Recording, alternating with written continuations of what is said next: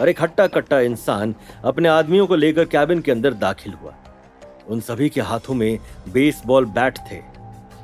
Director Modi, कौन है जिसने आपको प्रवोक किया? बताइए, उसकी कहानी अभी खत्म कर देते हैं। तुम्हें यहाँ आने के लिए किसने कहा? डायरेक्टर मोदी, आप मुझे क्यों मार रहे हैं? डायरेक्टर मोदी बस इतना चाहते थे कि नक्श उन्हें किसी भी तरह माफ कर दे, और इस चक्कर में वो पूरी तरह से आउट ऑफ कंट्रोल हो गए थे। मुझे कुछ नहीं हुआ है, जल्दी से अपने आदमियों को लेकर यहाँ से निकल जाओ। मिस्टर नैनीवाल जमीन से उठे और अपने आदमियों को लेकर उस कैबिन से बाहर निकल गए। सॉरी सीईओ सर, मैं आपको पहचान नहीं पाया। प्राची, मुझे कुछ अच्छा नहीं लग रहा। मुझे लगता है कि हमें नक्श के पास जाना चाहिए। वो अकेला होगा। अरे तू फालतू में इतना सोच रही है? नक्श तो राजा है, राजा। उसका कुछ नहीं हो सकता। तू बैठी रह, मैं जा रही हूं उसे देखने। अरे सुन तो, उसे कुछ नहीं होगा। प्राची बोलती रह गई, लेकिन तब तक अनिका लिफ्ट की तरफ पहुंच चुकी थी। दूसरी तरफ प्रेरक का जवाब सुनकर नक्श बिल्कुल भी खुश नहीं था। क्या ये तुम्हारा अपॉलजी एटीट्यूड है? ये सुनकर हिरेन मोदी का चेहरा और भी ज्यादा सड़ गया था, लेकिन अब बीच में बोलने की उनकी हिम्मत नहीं हो रही थी। अब उन्हें प्रेरक से कोई फर्क नहीं पड़ रहा था। प्रेरक भी समझ गया था कि नक्श क्या चाहता है। सीईओ सर, मुझसे गलती हो गई। क्या?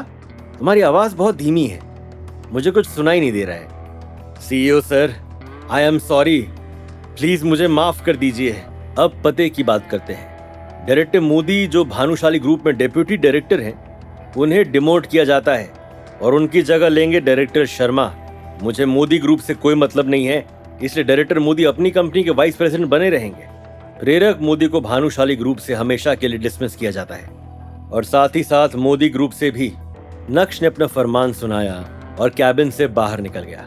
कैबिन से बाहर आकर नक्श के कदम सीधा लिफ्ट की तरफ बढ़ने लगे। जैसे ही लिफ्ट का दरवाजा खुला, उसमें से अनिका बाहर आई। जब अनिका ने नक्श की ओर देखा तो तुरंत ही उसके कदम नक्श की ओर बढ़े। नक्श, तुम ठीक तो हो? ऑफ कोर्स मैं ठीक हूं। तुम यहाँ ऊपर क्या कर रही हो? वो डायरेक्टर मोदी से बात करते हुए समय का पता ही नहीं चला। जब मैंने उन्हें आज के मैटर के बारे में बताया तो उन्होंने मुझसे माफी मांगी। अनिका, मैंने बोला था ना तुझे, नक्श जीजू को कुछ नहीं होगा। तू फालतू की टेंशन ले रही थी। प्राची की बात सुनकर नक्श ने मन ही मन सोचा, ओह, यानी अनिका काफी समय से मेरे बारे में सोच रही है और सोच सोच कर परेशान हो रही है। क्या बात है, दूर रहते हुए भी वो मेरे पास आ रही है। तुम इन 2 दिनों से कहां थे? मुझे जॉब मिल गया है, सैलरी भी बहुत अच्छी है, और वो लोग मुझे खाने के साथ रहना भी प्रोवाइड करते हैं। ओह, ये तो बहुत अच्छी बात है। हाँ, लेकिन प्राची का मन बिल्कुल भी शांत नहीं था। हालांकि उसे नक्श की असली आइडेंटिटी पता थी। वो जानती थी कि नक्श ही भानुशाली ग्रुप का नया सीईओ है। भला सीईओ को बाहर जाकर नौकरी करने की क्या जरूरत है? नक्श, क्या तुम घर आने के बारे में नहीं सोच रहे हो? इस बारे में हम बाद में बात करते हैं। अभी हाल फिलहाल में तो मैं बहुत बिजी हूँ। नई नई जॉब लगी है और मेरे बॉस भी मेरे बारे में बहुत सोचते हैं। यहाँ उन्हीं की वजह से तो आया था। उस दिन तुमने मेरी जगह पर अपने आप को विहान का हॉस्टेज क्यों बनाया? क्या तुम्हें बिल्कुल भी डर नहीं लगा? तुम मेरी बीवी हो इसलिए। सॉरी, कुछ काम आ गया है, मुझे अभी कंपनी के लिए निकलना होगा। तुम्हें अपना अच्छे से ध्यान रखना होगा नक्श। ये बोलते हुए अनिका और प्राची वहां से निकल गए।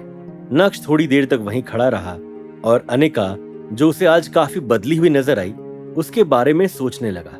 तभी अचानक से नक्श का फोन बजा। नक्श sir, thank you so much promotion के लिए। डायरेक्टर शर्मा, आप उस पोजीशन के लायक हैं। नालायक और लायक में बहुत फर्क होता है। आप समझदार हैं, समझ ही गए होंगे। जी सर, समझ गया।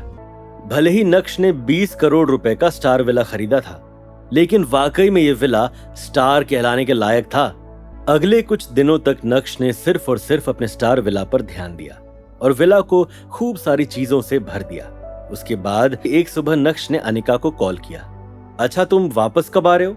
ठीक है, मैं घर पर ही तुम्हारा इंतजार करूंगी।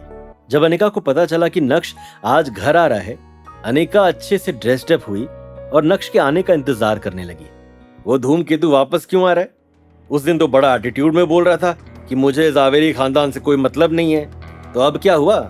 मैंने तुमसे प्रेरक से मिलने के लिए कहा था, मिली तुम उससे? उसके बारे में बात करने की कोई जरूरत नहीं है। और हाँ, मैं नक्श को डिवोर्स नहीं दूंगी। उस दिन उसने हॉस्टेज के तौर पर तुम्हारी जगह क्या ले ली? तुम तो उसके पीछे जैसे पागल ही हो गई हो। मुझे एक बात बता, तेरी और नक्श की शादी को 3 साल हो गए। 3 साल वो तेरे साथ रहा, लेकिन क्या तू एक भी दिन उसके साथ खुश रही? अभी चित्रा ने अपनी पूरी बात खत्म भी नहीं की थी कि तभी अचानक से बाहर से एक आवाज सुनाई दी। उस आवाज को सुनकर तुरंत ही चित्रा के कदम खिड़की की तरफ बढ़े। चित्रा एकाएक शॉक्ड रह गई जब उसने नक्श को ब्रांड न्यू स्पोर्ट्स कार से बाहर निकलते हुए देखा। मम्मी जी केम छो, मजामा या खूब मजामा थी। नक्श, ये तुम ही हो ना? मम्मी आ तू कई कर रही छे? मैं आ गया। अरे वो मेरे बॉस की कार है, आज मैं छुट्टी पर हूँ तो उन्होंने मुझे अपनी कार दे दी। ओह, तो ये तुम्हारे बॉस की कार है। मुझे लगा कि तुम सक्सेसफुल इंसान बन गए, लेकिन ऐसे सौभाग्य कहाँ जावेरी खानदान के।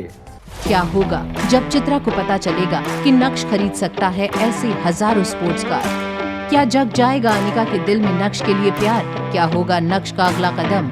कैसे ले आएगा अनिका को स्टार विला में? ये जानने के लिए देखिए अगला एपिसोड सिर्फ पॉकेट एफएम के YouTube चैनल पर, और इंस्टा एम्पायर के सारे एपिसोड्स को सुनने के लिए डिस्क्रिप्शन में दी गई लिंक से डाउनलोड कीजिए पॉकेट एफएम ऐप।